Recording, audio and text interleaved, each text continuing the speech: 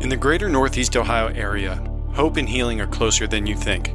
At Emerge Counseling Ministries, our licensed faith-based counselors walk with you through life's challenges with compassion and understanding. 97% of our clients would refer us to a friend. 98% truly felt heard, and 84% said they're seeing real improvement. Let your journey begin today. Visit emerge.org. What if I told you there was a way to save time and find deals to help you save money? Well, Instacart delivers. Right now, they are offering free delivery on your first order over $35. They connect you with personal shoppers in your area to shop and deliver groceries from your favorite stores. Follow the link in the show notes and let Instacart know the XM Podcast sent you. It really helps support our show. Welcome to the XM Podcast. Here is your host, mental health therapist, Matthew Kanabe. I am very hard on myself, dealt with severe anxiety. And it made me feel like a monster. I didn't have the energy to care. There was just nothing more but to face what I had been running from. I'm already an anxiety-filled mess. It's just love. Like, it just goes back to love. Well, how are you feeling? Really, how do you feel right now? You know, I think we often dismiss or don't pay attention to what our bodies are telling us, or we just try to ignore them altogether. Well, that's exactly what today's show is about. I am truly honored that our guest is with us today. She is the CEO of the Connection Codes, a prolific speaker, a coach, and an expert on all things emotional. Welcome to the show, Tera Wages. I am great. I am doing really good. How are you? Thank you for having me. Yeah, I'm good. I'm jealous because you're in Nashville. It's one of my favorite cities. Miss that area. And tell a little bit about yourself to our audience.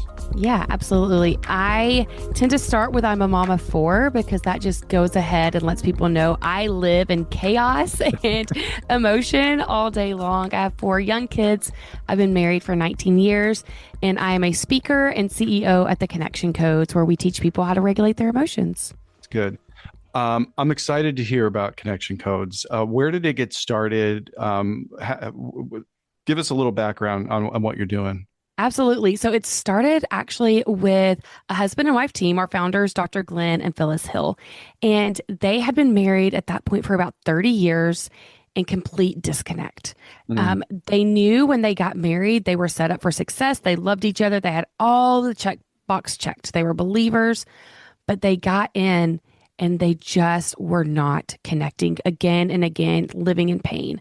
And Dr. Glenn reached a point where he was like, it is not supposed to be this way. God did not design marriage to hurt this bad. What a terrible God would do that to us.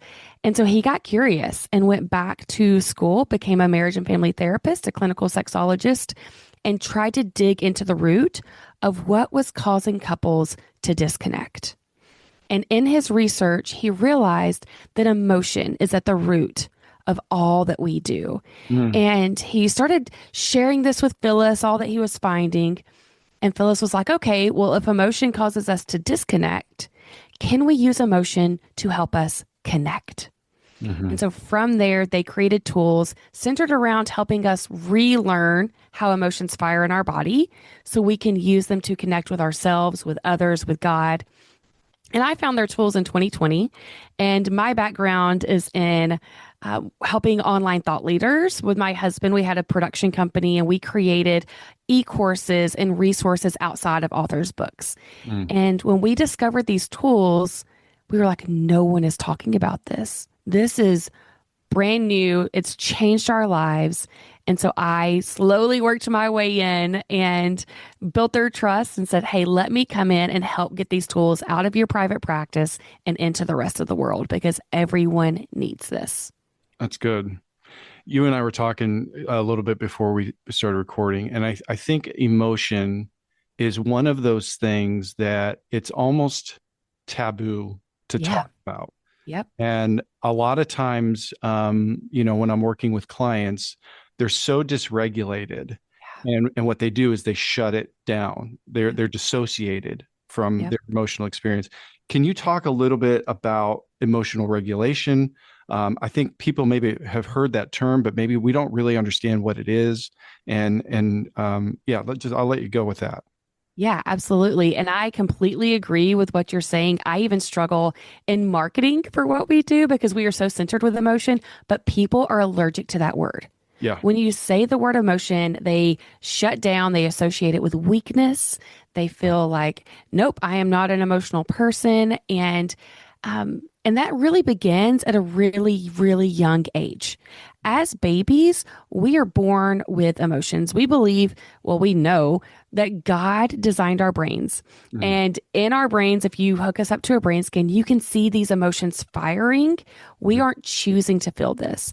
But as we become little toddlers and little humans, as we experience life, we are told to ignore those emotions. So, for example, if my kid is running down the sidewalk and he falls and hurts his leg and is bleeding, my instinct as a parent is to reassure my kid. You're okay. You're okay. I want to de escalate the situation. And ultimately, I know that he's okay. But his little body is Mhm. firing hurt. He's like, I am bleeding. I am not okay. Yeah, yeah. I am hurt. I have shame. I just fell in front of everyone. I have fear that my leg is going to be like, they have all of these emotions firing. And I am sitting there from a good heart telling them to ignore those emotions. Yeah. And that is especially true for men. We tell men to suck it up, don't be a girl, don't cry like a girl. Yeah. And they receive the message that emotions are bad. And then girls are also taught, you're too sensitive, you're too much. Yeah. And so over time, we stuff and we hide those emotions. But ultimately, they don't just disappear. I'm sure you see this in your practice all the time. People are coming in with lockjaw or hives or gut issues, back pain, autoimmune disease. And Yeah. it's rooted, so much of it is rooted in unprocessed emotion. Yeah. That's really good. What are your thoughts on why we do that? Especially, some of the hardest cases I've worked on are ones that aren't the big T. They're not the big trauma. Like I'll give you an example. Years ago, I worked with a girl that escaped sex trafficking, Mm. sold into sex trafficking by her parents at 14.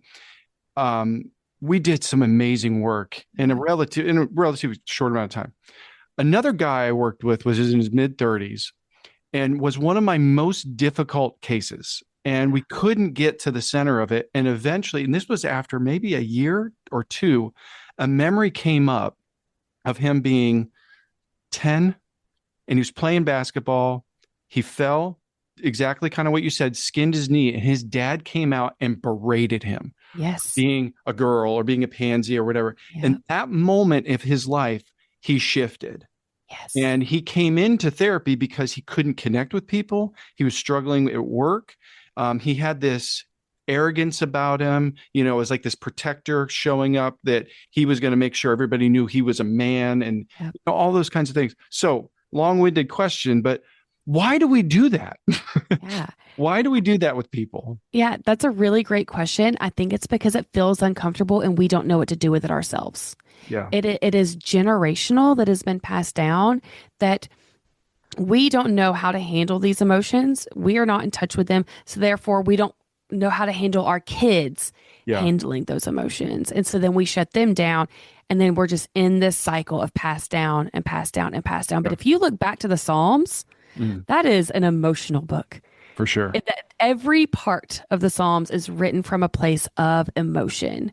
And so there has been times where people have been able to tap in, but we just didn't put the language around it, the wording to understand fear is not bad. Fear is my protector. Fear is here to keep me safe. Yeah. Fear, if I tune into fear and let it do its job, I am truly a safe person. But if I ignore that fear, like many of us do, I'm going to lose my house. Yeah. Because I'm not going to pay my bills. I'm going to lose my marriage because I'm going to flirt with this coworker down the way. We find ourselves in really poor situations because we don't know how to tune into those emotions anymore. It was passed down to us. Yeah, that's good. I'm working through a book on Lamentations right now, and it's another one. I mean, it's totally about feeling what you're feeling, Yeah. acknowledging it, and then the other part of that too. I share with people, your feeling is accurate, like you're feeling that, but it may not be the appropriate response to Yes. whatever's happening. So we've got to develop an emotional intelligence in that. Can you speak into that a little bit? Because I have heard people say, well, I feel that way, so that's it, but our feelings are informing us of something, but it's not necessarily in line with whatever the stimulus is. Right. I hope I made sense in that. Yes, I'm tracking with you 1,000%. And I love that you tell people that, because what we say is that emotions happen to us. Mm-hmm. We don't choose when we feel emotion. If yesterday morning I was tired, I had a kid in my bed the night before, and I was not helpful to my husband getting the kids out to school. Mm-hmm. And then afterwards he came, he was like, man, I was feeling lonely this morning. I was doing everything myself. Mm-hmm. He didn't choose to feel that loneliness. Mm-hmm. That loneliness happened to him, but he did get to choose what he did next. There you go. He did get to choose his response. And he had two options. He could become resentful. He could harbor that and stuff it and build in the rest of the day until it turns into that secondary anger and he's blowing up with me at night, which is what we used to do. Mm-hmm. Or he can recognize it as loneliness and share that with me and process that with me, and I can hold space for him. Mm-hmm. And so you are absolutely right that we don't choose the emotion, but we do get to choose our action.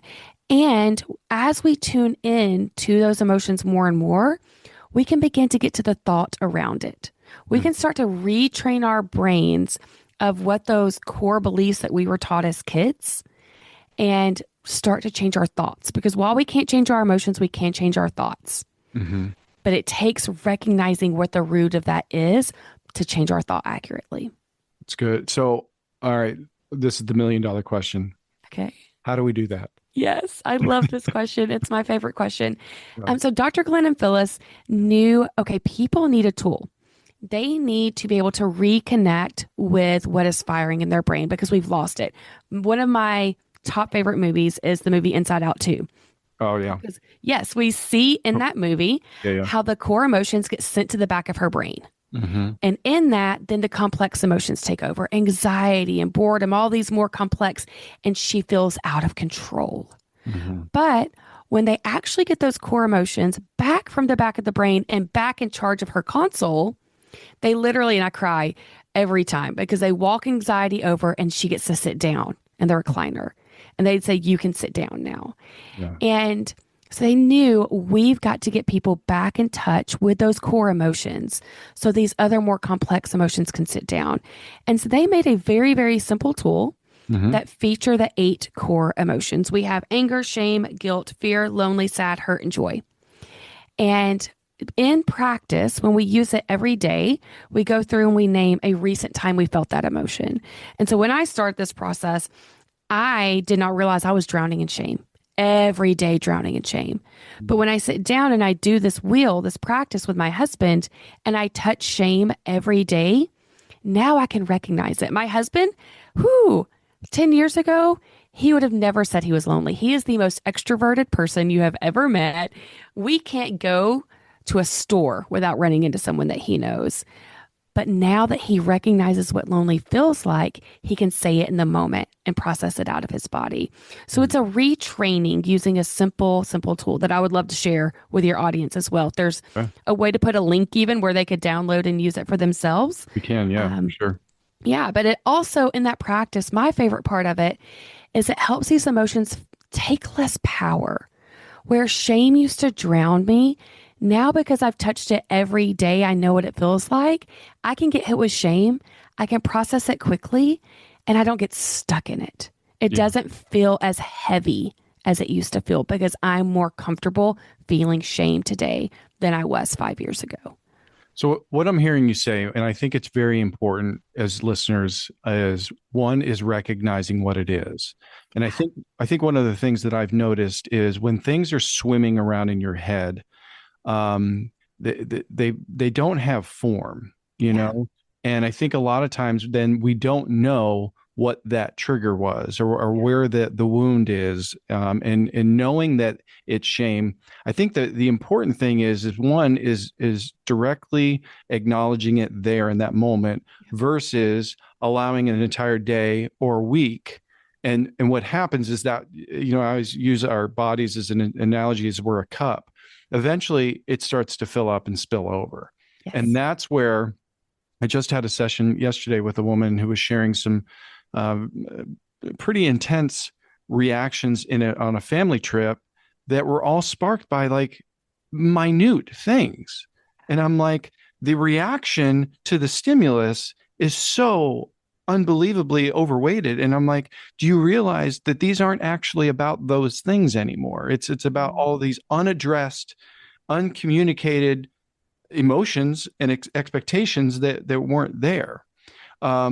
So practical steps. It's if somebody's listening right now and going, I think the first thing is a lot of times we're blind to a lot of these areas. So practical steps for somebody listening going, I may not have really thought about these things before. And then whether it's in a marriage, at work, socially, I mean, this comes into play in all areas of our life. Absolutely. So what are some things you would like to share with some of those people who are listening and going, okay, this is good information, but what do I do? Yeah, absolutely. And you are exactly right. We talk about the emotional flood. Correct. So when our brains get flooded with emotion, our cognition slows down. We literally become a dumber version of ourselves.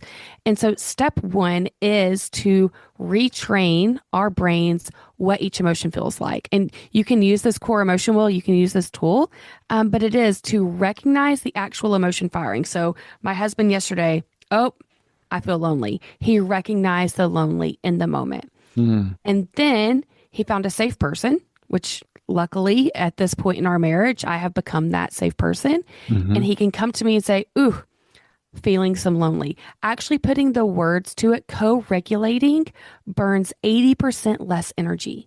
I'm literally saving energy when I have a safe person that I can vocalize the emotion with.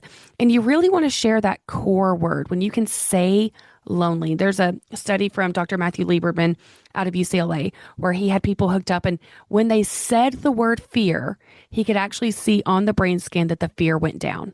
We believe that if I talk about my fear, it's going to increase, when it's actually the opposite. When we say the word, it can decrease. And then it kind of helps you to put things back in their place in your brain and get to that root. And so, yes, identify the emotion and vocalize the emotion. So it's access, identify, and vocalize. We'll be right back. In a world where life can feel overwhelming, there's a place in the greater Northeast Ohio area where people find peace, hope, and healing. Emerge Counseling Ministries. For over 50 years, Emerge continues to be a trusted faith-based counseling center offering professional mental health care with a foundation in Christian values. Whether you're struggling with anxiety, depression, grief, or simply feeling stuck, our licensed counselors are here to walk alongside you.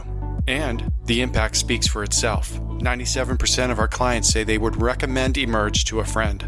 98% say they truly felt understood and heard by their counselor. And 84% report that their issue is improving through the care with us. At Emerge, you're not just a case number, you're a whole person. And we are here to support your journey towards healing and growth. It's confidential, compassionate, Christ-centered care. Learn more or schedule an appointment today at emerge.org. That's EMERGE.org. Remember, you don't have to walk alone.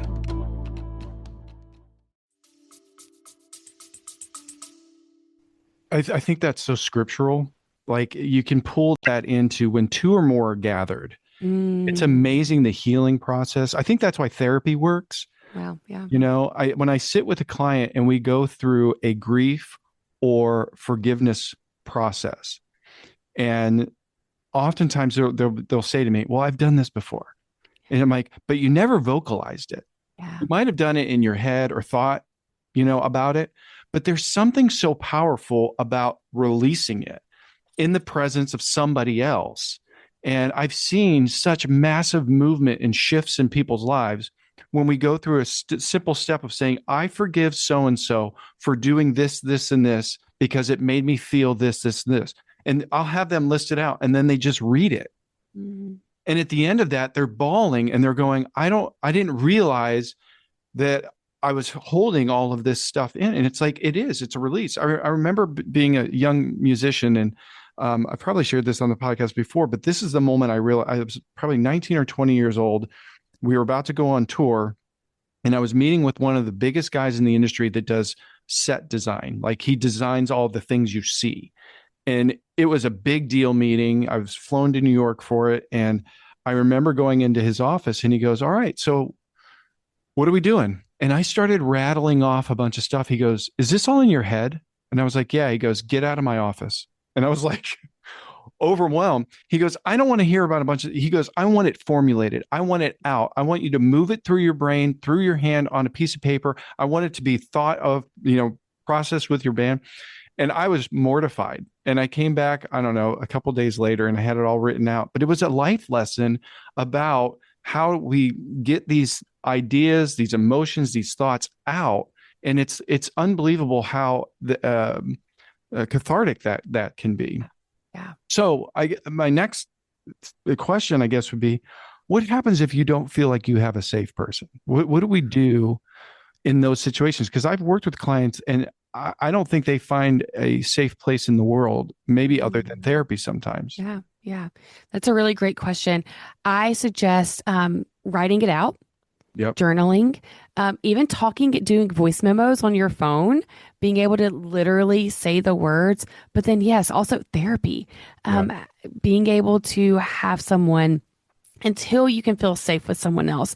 But we also teach within the Connection Codes framework how to become a safe person, because it's one thing to be the person in pain looking for a safe person. It's another thing to be safe. And we're often also not taught how to be safe for each other because we feel like we have to have the answers. We need to defend ourselves. We need to fix the problem. Well, those things don't create safety.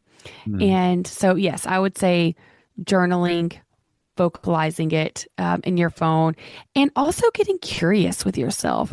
What's happening for you where you don't feel safe with others? Because it may be a message that also needs to be worked on. It may be a fear that you can actually speak truth into that's trying to protect you from an old belief that you had. Or it may be a shame that you don't want to be too much. You don't want to be a burden on someone else. And so our brains are saying you're not safe, when in reality, we actually may be safe.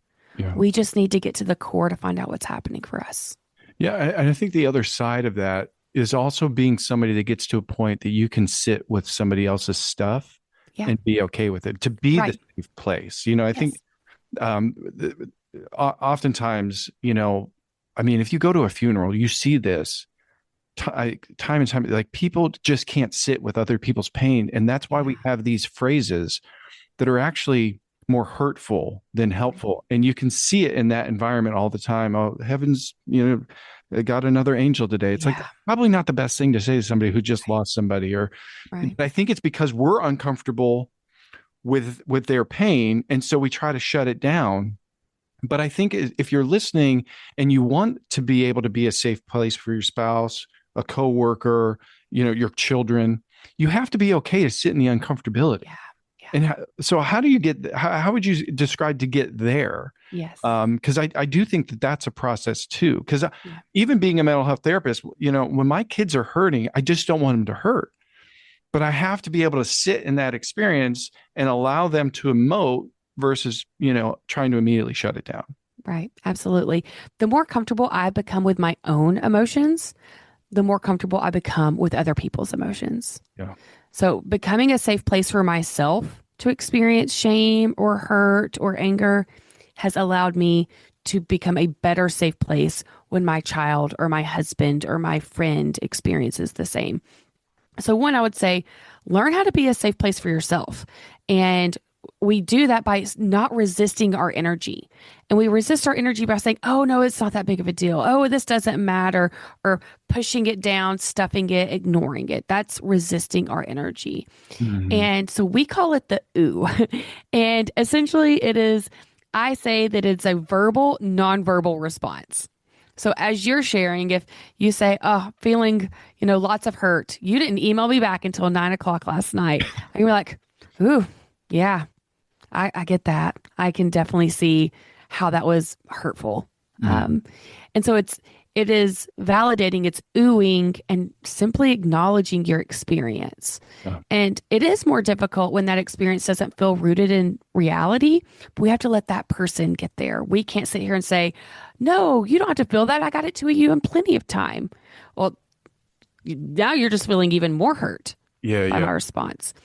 So it is oohing. We can go, yeah. Oh, I Yeah. see that. I've been meaning to talk to you about that email. I feel shame and guilt about No, it. you shouldn't. I was thrilled that we were able to connect before this morning. So that was good. What will people notice? Let's just say that they put these things into practice. Yeah. What do you start noticing after? What were some of your thoughts around that?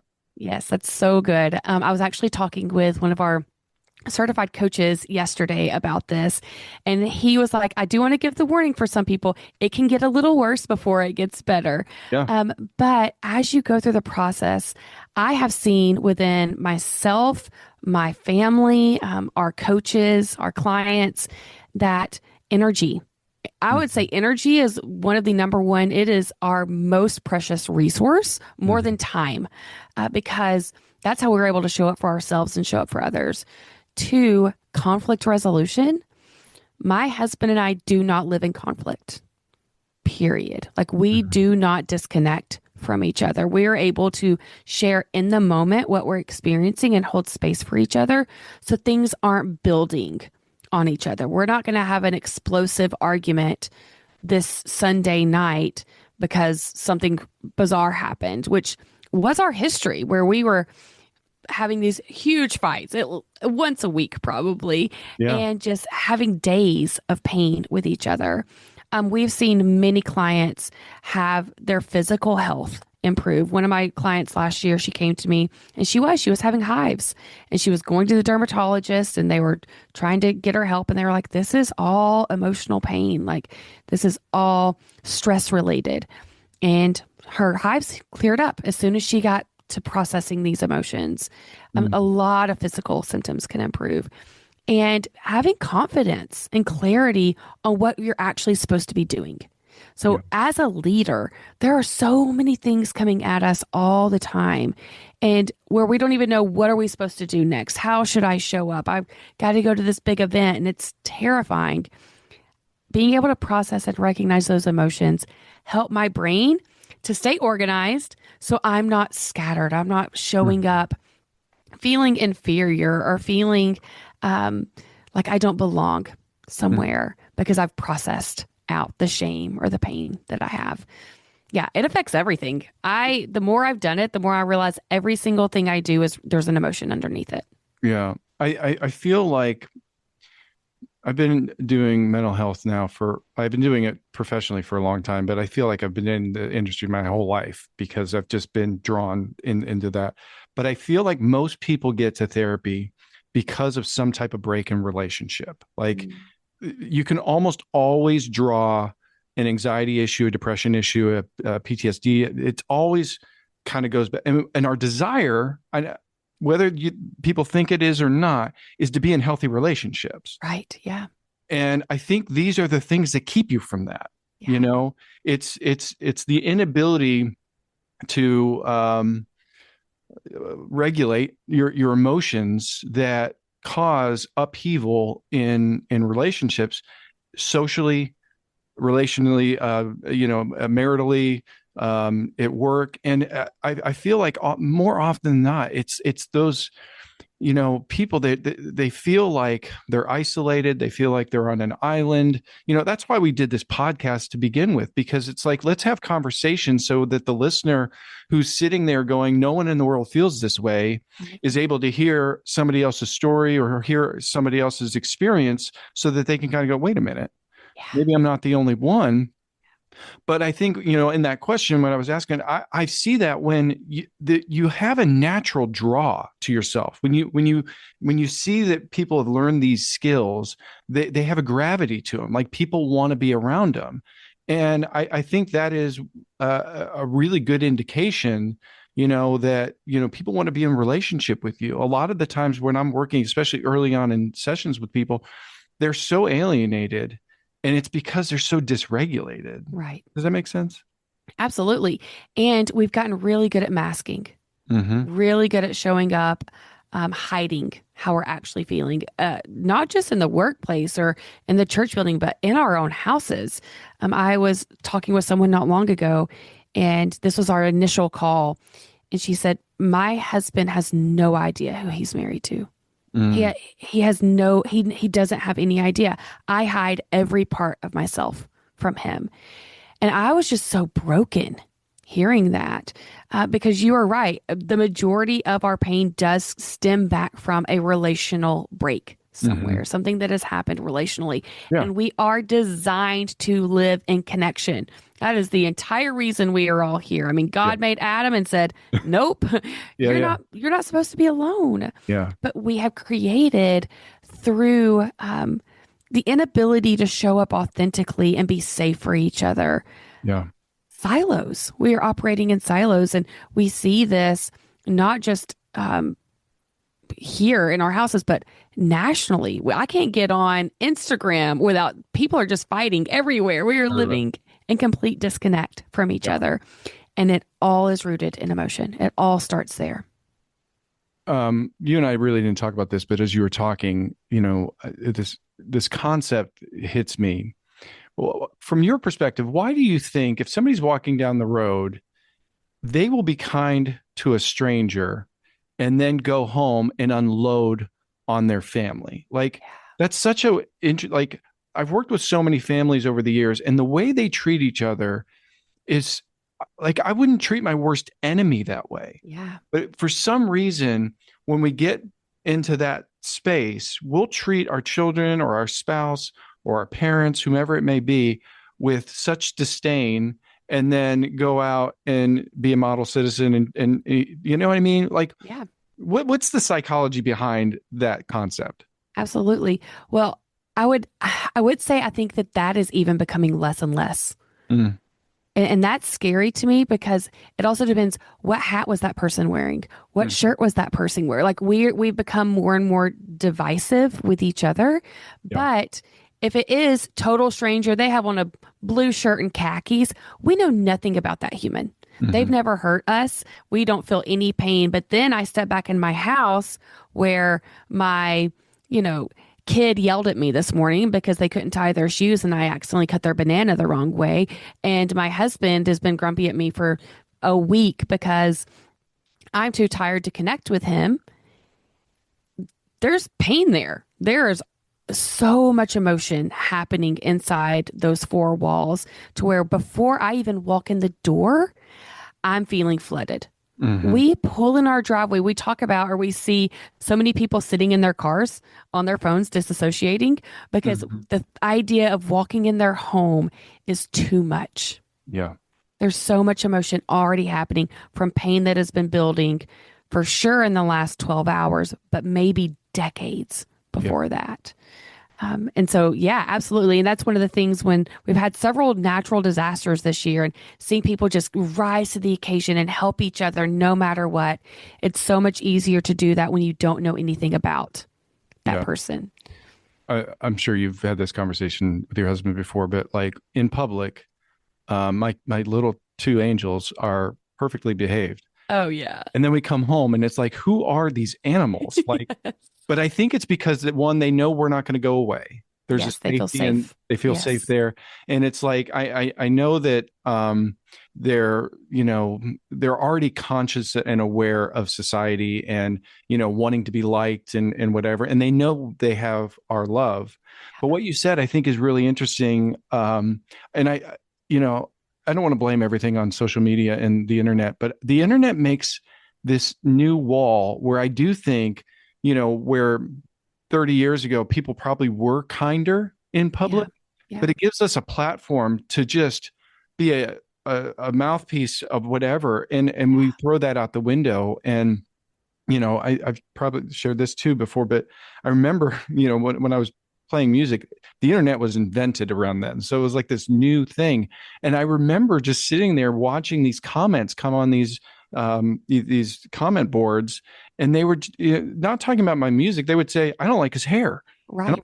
Who are these people? Right. And I just remember thinking, no one would say that to your face, but now we have it. And I do think, and this is an important thing, and I'd like to hear your thoughts on it. As parents, our children are growing up in a different culture where they're constantly bombarded with these things. And we're seeing, I think they're even talking about putting in the DSM some type of social media caused depression, stuff like that. Share a little bit about some of your thoughts on that. Yeah. Well, I feel fear because I have many thoughts on that. And I think that there is so much evidence at this point pointing to the harm of social media with our kids that I think parents need to take some responsibility there. Truly, like I wouldn't give my kid a pack of cigarettes. Right. Like I'm not going to give my kid a loaded gun and say, there you go for it, bud. I hope you shoot it straight. You've never held it before. And so we give our kids, honestly, at their age, it's a form of a weapon. I really do believe that. Like my daughter is now in middle school, and so she rode the bus and she gets home and I'm like, well, did you know the person? She goes, no. I said, did you talk to him? No, they were just on TikTok on their phone the whole ride there. Yeah. And I was just in so much pain because now they're not connecting with each other. Yeah. They're not getting the practice of meeting a new stranger and having to navigate these awkward moments of the small talk until you get to know new friends. She's riding in silence on a school bus. And then I'm also having the thought of, ooh, I wonder what that kid's watching. Yeah. I wonder what my daughter is seeing because there's a kid sitting next to her on a platform that is dangerous that I know what's on there because I'm an adult. And so I feel very strongly that social media is incredibly harmful for our children. And my husband and I have this conversation all the time of when do we think, what will be right? And initially I had said, we'll give you a phone when you're 12 just to communicate. And she turned 12 2 days ago. No phone. Wow. I was like, nope, I retract that statement. No phone. Yeah. You'll get a jitterbug when you get a job. I call them the jitterbug, like the phones that don't do anything. When you get a job, because we need to be teaching our kids how to connect with other humans. Yeah. That is vital. When do you think it is appropriate? Because I think there's so much pressure. There's so much pressure. I mean, totally. Fortunately, my kids are still young. Their friends don't have those, but I know we're not far. Yeah. I know that there are 10, 11, 12-year-old kids that do have phones. How do you handle that? Yeah, absolutely. So, and for my daughter, because she is 12 now and all of her friends have phones. I mean, the majority of them do. And at this point, I just have to know what is right for her and believe that this is where we're just sticking to it. We did put in a landline, like a internet phone, and so our kids can call their friends to make plans and things like that. They do have access to their friends. And I actually saw a creator talking this week how she's going to have, it was Jason Kelsey's wife, Kylie Kelsey, saying she's going to have a kitchen phone where it's an iPhone or a cell phone that it stays in the kitchen. But if you're leaving to go somewhere, you can take it with you. And I thought that's pretty genius. For social media at 16, we will reevaluate, but it would be very watched, because we do have to have this bridge to prepare them for when they leave our home. Yeah. And I think that I will evaluate at that age what that can look like for them. I mean, the numbers of teenage depression, it's staggering. And I don't know that maybe parents who aren't in a mental health coaching field that I live in this daily, they may not be aware of that. And there are reasons for it. And I think this is a big reason for it. Yes. You know, people ask me all the time, why are kids today so different than when I was growing up? And it's like, that's not a good question to ask because there's nothing like everything that's going on is not like when we were growing up. Absolutely. You know, I heard somebody speaking recently talking about going to junior high or high school is hard. It's one of the weirdest microcosms on the planet. You're in the most awkward phase of your life. You don't know who you are. You're trying to figure out. And then we stuck a couple hundred of these kids under one roof. Yeah. That's difficult. We all went through that. But the problem is the onslaught doesn't stop now. Yeah. They're still, from the time they get up to the time they go to bed, still getting that attack. And the attack might not even be direct, but it might be, oh my gosh, look how incredible this person's life is, which is not, it's a figment of our imagination. No one's showing their real self on Instagram or TikTok or whatever it may be. Right. They're showing the best version of themselves. And you're comparing that to the worst part of yourself. You will always lose that comparison. And so I say that because I do think a lot of times we fall into the norm of everybody else's parents doing it. Right. But that doesn't mean it's right. Right. Yes. And which is hard. It's hard as a parent to do that. I think you have to do that. Yes. Yeah, I think that's a massive topic and something that's really difficult. Sarah, if somebody's listening, like who are your clients? Like who are the people that you're connecting with and reaching out to you? Like what is your audience? Yeah, absolutely. That's a great question. I help personally, I help business leaders with their teams and with their own lives so they can show up at work and at home and feel connected in both places and create teams that can work through conflict quickly and increase productivity. And but as a company, as the Connection Codes, we also, our founders, their heart is for marriage. And so they do a lot of speaking at churches and do marriage conferences, have a private practice. We have courses on how to communicate with your spouse without conflict. We have a sex course because Dr. Glenn is a clinical sexologist, and we have a parenting course. We help humans with emotions. Period. If you're feeling burnout, if you're feeling overwhelmed, if you're feeling disconnected and in conflict, either myself or they, like, we have something to help you. Good. And I'll put all the websites in the show notes. So if someone's listening, they want to connect with Connection Codes or you, that would be good. Anything else you'd like to share with our audience before we go? Anything else come to the top of your mind? Yeah. One of the big things that we tell people is that they have a right to exist. Mm-hmm. And so to deny our emotions is denying our own humanity. And our emotions truly are the only thing separating us from AI at this point. They are the thing that actually allows us to show up in this world, to connect with each other, and to, I'm going to use the word heal, and that feels like a big word, but like, heal what we're all experiencing with each other, to be safe for each other. And so if you have been allergic to the word emotion, if it's been something that you have viewed as a weakness, it is actually a tool to master. It is the greatest asset that you can have that will help your health, it'll help your marriage, and it'll help you show up in life feeling like you belong here, feeling in control. It's powerful. I mean, I do a lot of EMDR therapy with clients, and it's interesting because it takes some people, they dive right in, but sometimes they're so fearful of what may come up. And I always try to encourage them, you're making this way worse than I think it actually will be.